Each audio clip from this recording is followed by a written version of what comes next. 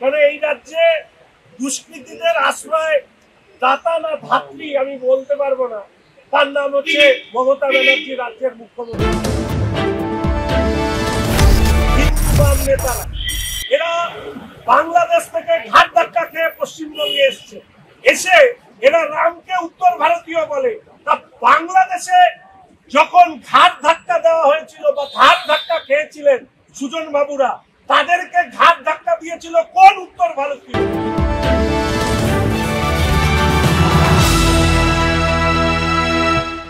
বাংলার বিধানসভা যেন এখন রাজনীতির রঙ্গমঞ্চে পরিণত হয়েছে। নয় শুভেন্দু অধিকারী তো নয় হুমায়ুন কবির। বিধানসভার বাইরে একের পর এক সাংবাদিক সম্মেলনে বোম ফেলতে ব্যস্ত সবাই। তাই নিয়েই যার পর নাই তুঙ্গে রাজনীতি। এবার সরকারের বিপক্ষে মুখ খুলেছেন বিজেপি বিধায়ক শঙ্কর ঘোষ। নির্বাচনের আগে তৃণমূল সরকারকে একহাত করেছেন তিনি। দুষ্কৃতি থেকে অরাজকতা, সবকিছুর মূলে যে এই তৃণমূল সরকারই দায়ী, তাই তিনি জোর গলায় বললেন সাংবাদিকদের সামনে। মমতা ব্যানার্জির আঁচলের তলায় বাংলায় নাকি দুষ্কৃতি রাজ চলছে।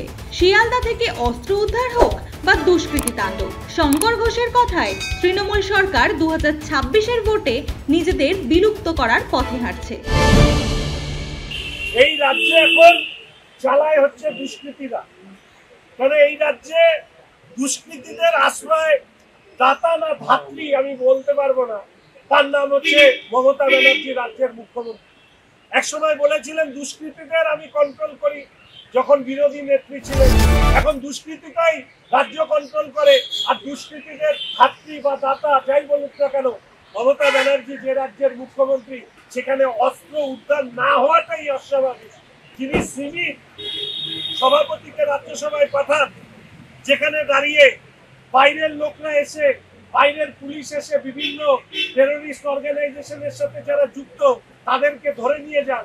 সেই জায়গায় দাঁড়িয়ে অস্ত্র পাওয়াটাই স্বাভাবিক। মানে সেই অবস্থার পরিবর্তন ঘটাতে গেলে তৃণমূল কংগ্রেসের বিসর্জন সুনিশ্চিত করতে হবে 2026। আমি আপনাদের সামনে বলছি, তৃণমূল কংগ্রেস তার বিসর্জনের পথে রাস্তায় সে নেমে পড়েছে। 2026-এ পশ্চিমবঙ্গের এই অবস্থা পরিবর্তন। শঙ্কর ঘোষের কথায় সংখ্যালঘুদেরকেও বঞ্চিত করেছেন তিনি। শুধু যারা নেতা তারাই কেন বারবার সব সুবিধে নেবে, আর বাকিরা কি করবে? বাকি সমগ্র সংখ্যালঘু ভাই বোনেরা যে গোল্লায় যাচ্ছে তার খেয়াল কি রাখছে মমতার সরকার?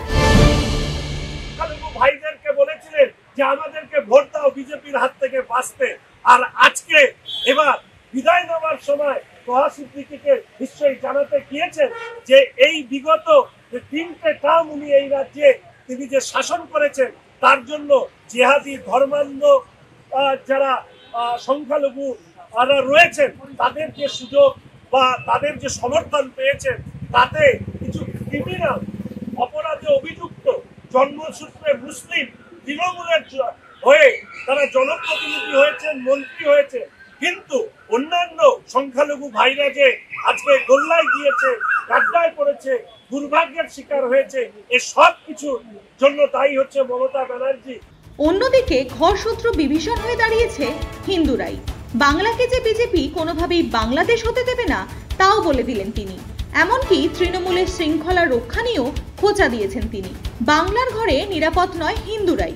ধর্মনিরপেক্ষতার এই খেলায় তিনি তীর ছুঁড়েছেন বাম নেতাদের দিকেও। ফলে স্পষ্টতই হিন্দু ঢাল ও অন্যদিকে মুসলিম ঢাল সামনে রেখে দুই দল নেমেছে কুরুক্ষেত্রের যুদ্ধে। দেখা যাক কে জেতে।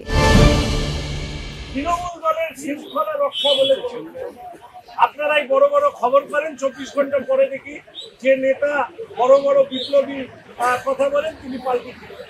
ফলে যে দলের শৃঙ্খলা শব্দটাই সংবিধানে নেই, সেই দলের শৃঙ্খলা রক্ষা কমিটি তৈরি করা মানে সেই কমিটি সঠিকভাবে চলছে কিনা তার জন্য আবার শৃঙ্খলা রক্ষা কমিটি তৈরি করতে হবে। তৃণমূল দলে একটাই পদ, একটাই পোস্ট, তার মমতা ব্যানার্জি। আর সেই মমতা ব্যানার্জি এবং তার সরকারকে উৎখাত বিজেপি 2026-এই। আর দয়া করে বাম নেতাদের বলবো, যখন হিন্দুরা ঐক্যবদ্ধ হচ্ছে, এই পশ্চিমবঙ্গে হিন্দুদের সব থেকে বড় বিদ্রুপকারী হচ্ছে বাম নেতারা, হিন্দু বাম নেতারা। এরা বাংলাদেশ থেকে ঘাট ধাক্কা খেয়ে পশ্চিমবঙ্গে এসে এরা রামকে উত্তর ভারতীয় বলে। তা বাংলাদেশে যখন ঘাট ধাক্কা দেওয়া হয়েছিল বা ঘাট ধাক্কা খেয়েছিলেন সুজন বাবুরা, তাদেরকে ঘাট ধাক্কা দিয়েছিল কোন উত্তর ভারতীয়?